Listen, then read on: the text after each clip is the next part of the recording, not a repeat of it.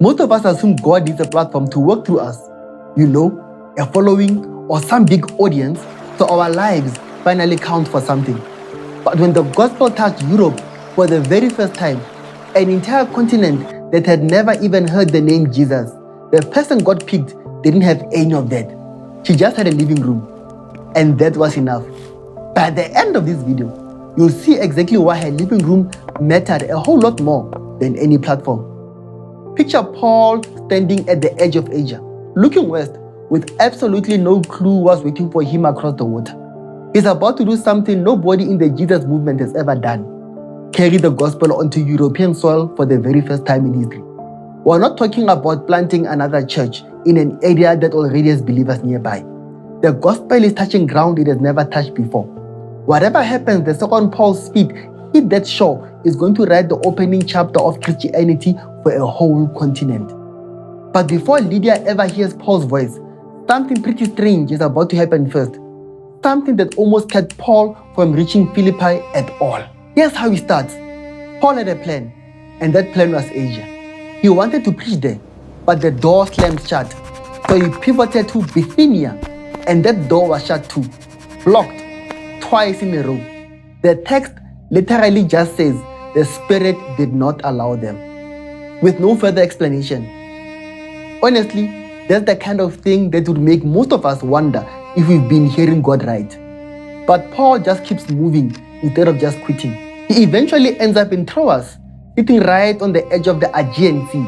And that's where he gets a vision in the middle of the night. A man standing there, begging him, "Come over to Macedonia and help us." Paul doesn't sit around debating this for weeks. He says yes almost overnight, gets his team together, and heads straight for the boats. Let's slow down and think about what that actually means. Macedonia isn't just a quick side trip on the way to somewhere else. Macedonia is Europe. The gospel has never touched this ground. Not once, not in any form. Every step Paul takes off that boat is a step into completely unreached territory. And here's the tension that nobody talks about enough.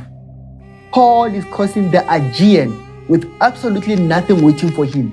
He has no context lined up, no synagogue he can just walk into, and definitely no welcome committee at the dock holding a sign with his name on it.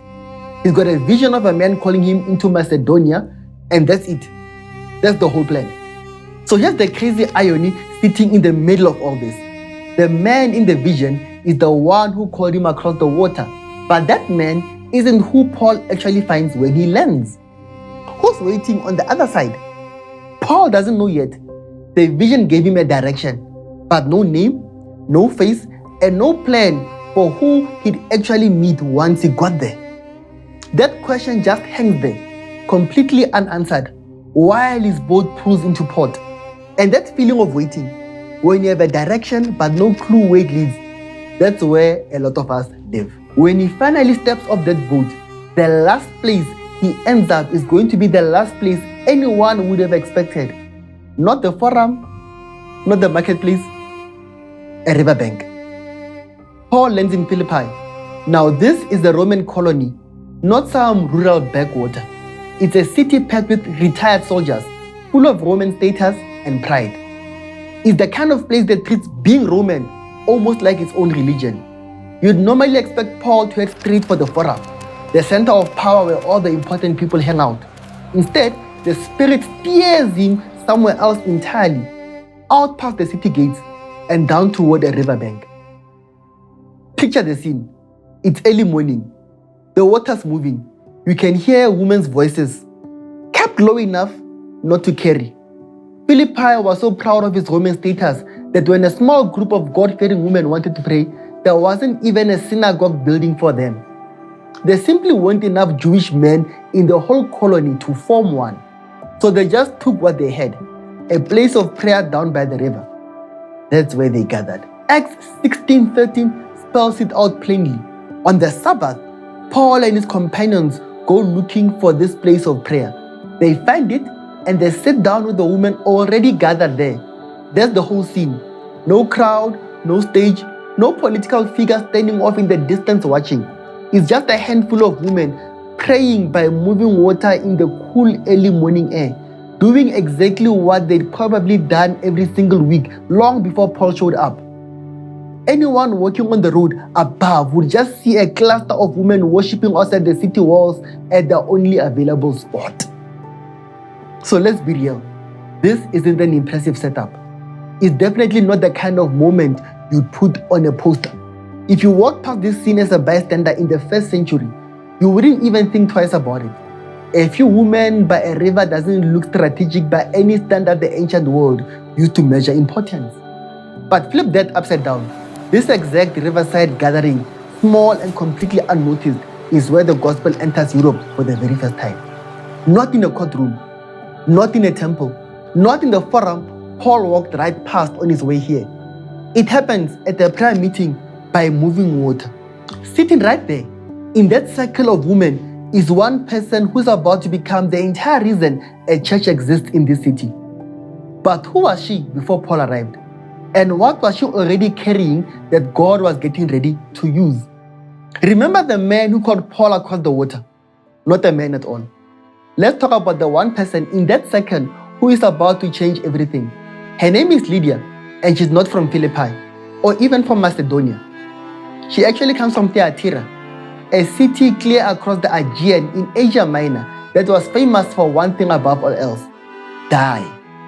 Lydia's trade is purple cloth. If you haven't heard what it actually took to make purple back then, you need to. Once you know, you'll see why a woman in this specific trade could afford almost anything in Philippi. Purple wasn't just the color you grabbed off a rack at the store. It was the color of kings. Emperors wore it. Senators trimmed their togas with it. And it told everyone exactly how much money and power stood behind that fabric. Wearing purple wasn't a style choice. It was a loud status announcement. And it cost a fortune because the process to make it was brutally intense. To get just 1.4 grams of pure Tyrian dye, workers had to crack open the glands of 10 to 12,000 sea snails.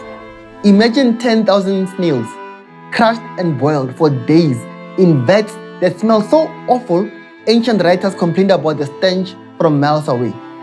All of that just to color one tiny batch of cloth. That's what purple cost in every sense of the word. So when Luke describes Lydia as a dealer in purple cloth, he's not talking about a woman running a little side shop. He's describing someone plugged into one of the most expensive supply chains in the Roman world, a trade measuring weight of silver, not standard coins. She didn't just land in this business by accident either. Thyatira ran heavily organized dye guilds. There's actually an inscription found in Thessalonica honoring a man named Antiochus, specifically labeling him a purple dyer from Thyatira. The archaeological record perfectly backs up what Luke wrote. This trade route of merchants moving out of Thyatira into Macedonian cities was very real and well worn. Lydia wasn't some fluke merchant who wandered into Philippi by chance. She was part of a known network, and Philippi was the exact kind of place that network ran through. Here's why Philippi was worth the trip. Octavian had granted the colony Ius Italicum, which meant its soil was treated like Italian ground, complete with tax breaks and full property rights. That status naturally pulled in money, veterans, and trade. A purple merchant setting up shop there wasn't picking a random outpost. She was going exactly where the money already was. But the most surprising thing about Lydia isn't what she sold, it's the legal space she operated in. Notice what Luke doesn't say. He never mentions her husband, never mentions her father. He never brings up a male guardian of any kind. In a world where that kind of independence is the exception, not the rule, that silence is telling you something on purpose. Lydia is called the head of a household. Under Roman law, the system was called tutela, meaning most women lived under a guidance authority. Even a few women usually needed a man's approval for major legal decisions, unless she had earned her independence. For a freeborn woman, that meant having 3 children. Lydia doesn't show any of those standard markers. There's no guardian in the text, no father, no husband, nobody signing off on her decisions. Think about the freedom, that made possible for her. She owns her property outright. She has serious income flowing in from a high-value intercontinental trade. She can host anyone she wants under her own roof, make contracts, and extend credit without checking with anyone first. That is a massive deal in a culture where most women needed a man's name attached to almost every financial or legal move they made. Lydia is standing completely outside that system, running a business and a household purely on her own authority. On top of all that, Luke calls her a worshipper of God. That phrase really matters. It means she's already drawn to the God of Israel. She's already spending her Sabbath at that riverside prayer meeting long before Paul ever opens his mouth to say a word about Jesus. She's not lost or searching in the dark. She's already facing the right direction. So look at the picture for me here. She's sitting at a prayer meeting by a river, perfectly primed for whatever is coming next. Everything about her position is going to matter because God isn't just reaching one soul that day. He's positioning a base of operations, and he specifically chose someone who already had exactly what that base would need. This is exactly where the story stops being just ancient history and starts being about you. By the way, if you want to see this exact same pattern play out somewhere else in the early church, go watch my video on Peter raising Tabitha from the dead.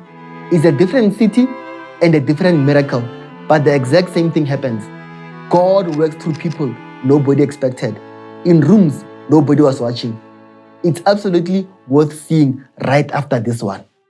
Getting back to Lydia, because when the message reaches someone who is already this ready, it changes everything.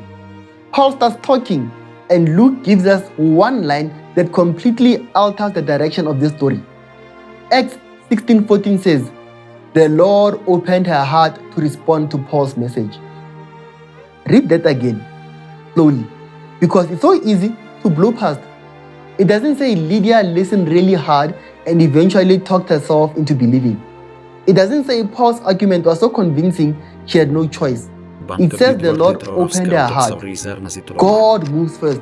Before Lydia does a single thing, before she responds or says yes to a word Paul is saying, something happens inside her that she didn't manufacture on her own. People usually misread this whole scene. The common assumption is that Lydia was just an easy convert simply because she was already religious. She was already sitting there worshiping God every week. So of course, she said yes. But that's not what Luke is pointing at. He's pointing to a very specific moment where God moved on her heart. Right then, while Paul was speaking. Her being a worshiper of God got her down to the river. It didn't guarantee what happened next. And what happens next moves incredibly fast.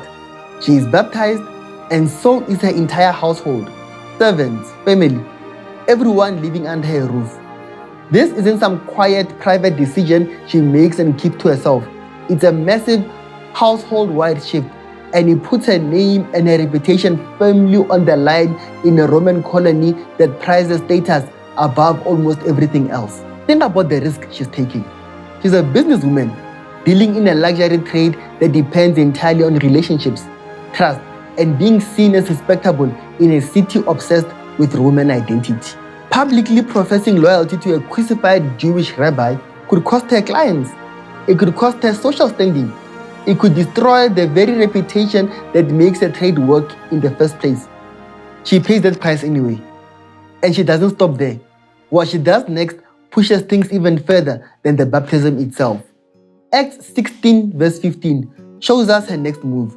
And it's definitely not what we'd expect from someone who just got baptized 10 minutes ago. She doesn't say thank you, go home, and quietly process everything that just happened. She turns right to Paul and his companions and tells them to come stay at her house. The word Luke uses here in the Greek is paradiaseto, which gets translated as she prevailed upon us. That is not a soft word. It means she pushed hard, right past whatever polite refusal Paul might have tried to offer. This wasn't a casual, "You're welcome to stop by if you need to." This is pure insistence. She isn't asking and she isn't suggesting. She's making sure they say yes. And that push matters so much. With one move, Lydia's offer solves every one of those problems Paul has. She's handing him shelter, meals, and safety, doing it in a foreign city where he otherwise had nowhere to turn. This perfectly lines up with something Roman culture already understood well: patronage. Wealthy people backed the causes and the people they believed in, and in return, they gained standing and loyalty. A patron provided protection and resources, and the person they supported carried their name forward. Lydia steps right into that exact role, but she's not backing a trade guild or some political candidate. She's backing the gospel entering Europe. Jump ahead with me to Acts 16 verse 40. Paul and Silas have just been through a brutal beating and a night in prison. The second they walk free, where do they go to? Straight back to Lydia's house. Just hours before, Paul had been bleeding in the dark, his feet still raw from the stocks. Now, he's sitting in a warm room, surrounded by people who aren't afraid to be seen with him. That's where the believers are gathered. That's where Paul heads without a moment's hesitation, like it's the obvious place, because by now, it is. Her home isn't just a spare room anymore. It's the meeting place for the church in Philippi. Whatever gathering of believers exists in that city, it is happening under her roof, funded of her resources and protected by her name. And this isn't the first time God has worked this exact way. Flip back to 2 Kings 4. Centuries before Paul ever sets foot in Philippi, and you'll find a wealthy woman in Shunem doing almost the exact same thing for the prophet Elisha. She doesn't have any kids, but she notices Elisha passing through a town on a regular route. So she does something nobody asked her to do. She builds him a room on her roof, sets up a bed, a table, a chair, and a lamp so he has a place to stop and rest every time he comes through. She doesn't wait for an invitation to matter. She just opens up the space. God notices that hospitality and gives her the one thing she wanted most and couldn't get any other way: a son. Different prophet, totally different century, but the exact same pattern running underneath. A woman with means opens a home, and God moves through that open door in ways nobody could have planned for paper. Notice what Luke doesn't do. He never hands Lydia a title. There's no office, no formal position, nothing that reads like a job description. The story doesn't need one to make its point. She takes what's already sitting in her hands: faith, money, a house, and an unquestionable position in a city.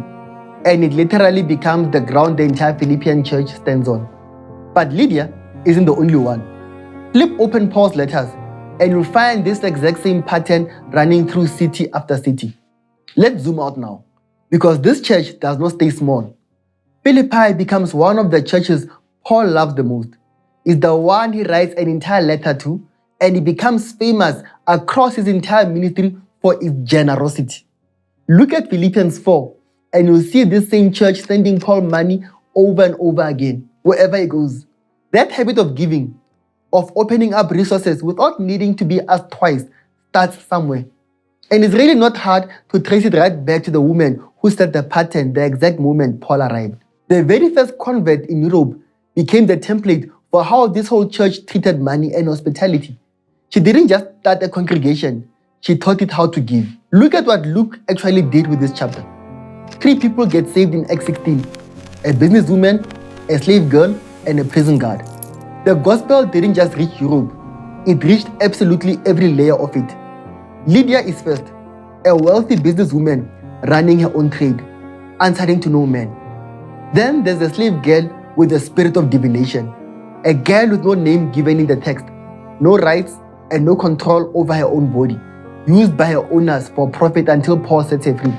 And finally, the Philippian jailer, a Roman civil servant whose entire life runs on enforcing the empire's rules to the letter. Elite entrepreneur, exploited slave, government official. The gospel doesn't skip a single one of them. It runs straight through the whole range of what Philippi actually was, from top to bottom and right back through the middle. And Lydia isn't alone in what she models. Look at Phoebe in Romans 16. Paul doesn't just casually thank her in passing. He calls her diakonos, a servant of the church at Centria, and a prostatis, a patron whose resources and standing backed the mission itself. Look at Priscilla, who teaches alongside her husband, Aquila, and runs house churches wherever the two of them land, whether it's in Corinth, Ephesus, or wherever Paul's mission takes them next. Look at Nympha in Colossians, hosting a congregation right in her own home. Those aren't just 4 isolated stories neatly stitched together for effect. It's one continuous pattern, repeating in city after city. Here's the pattern stated plainly. The early church spread through homes, not buildings. And those homes were run and opened by whoever had the means to open them. In city after city, that was a woman. The gospel doesn't move through platforms and titles first. It moves through open doors. And women were the ones standing at a lot of those doors, holding them wide open. That pattern didn't end in the first century either. It's still moving. Lydia's story isn't about one woman being the exception that proves some rule. It's about what God can do with the resources that are already sitting in your hands, whatever they are. Most of us just walk around assuming that to be significant to God, we need a stage somewhere, a title on a door, or a platform with our name on it. If nobody's watching and nobody's applauding, the assumption is it doesn't count for much. Lydia completely blows that assumption apart. She never gets an office. Luke never credits her with a sermon, yet she still becomes the hinge point for an entire continent's worth of church history. She just had what she had, and God worked with it. Infrastructure doesn't look like a stage. It looks like a living room. A stage is where people watch you, but a living room is where people sit down with you. One draws a crowd, but the other builds a family. Look at what that actually was, because it's very specific, not vague. Faith that was already pointed in the right direction before Paul ever opened his mouth. A trade she'd built with her own hands, moving real money to a real supply chain. A house big enough to hold a congregation, and a door she pushed open instead of leaving shut. 4 things. That is the whole list, and not a single one of them required a title first. Maybe for you, that's a couch someone can sleep on. Maybe it's a skill you've spent years building that can quietly fund something bigger than your own life. Or maybe it's just a door you chose to leave unlocked on purpose. Lydia had a house and a trade route worth real money. The widow of Zarephath had a handful of flour. Both of them simply opened what was already sitting in their hands. That's the only test God is running. It's not about how much you're holding, just whether you'll open it. Hospitality isn't some lesser gift you settle for when you don't get the real ones. It is the exact kind of infrastructure that let the gospel take its very first steps in Europe. A meal, a guest room, a door that opens instead of staying locked. That is not small. That's what carried Paul through a city where he had nothing else to stand on. One woman's living room became the seedbed for one of the most loved churches in the whole New Testament. Nobody planned that on paper. No committee mapped it out in advance. God used 4 ordinary things already sitting in her hands and built a continent's worth of church on top of them. This is part of a series I'm doing called Women Who Changed Biblical History. Lydia is just one of them. And if you think her story is something, the woman standing next to her in that lineup is going to completely change how you read scripture. But before I show you who's next, let me leave you with this. What's your living room? What's the thing you already have sitting right in front of you that you've been waiting to feel ready enough to use? Drop it in the comments. I read every single one. And if you want to see who God picks next, hit subscribe, because He keeps choosing the people nobody expected.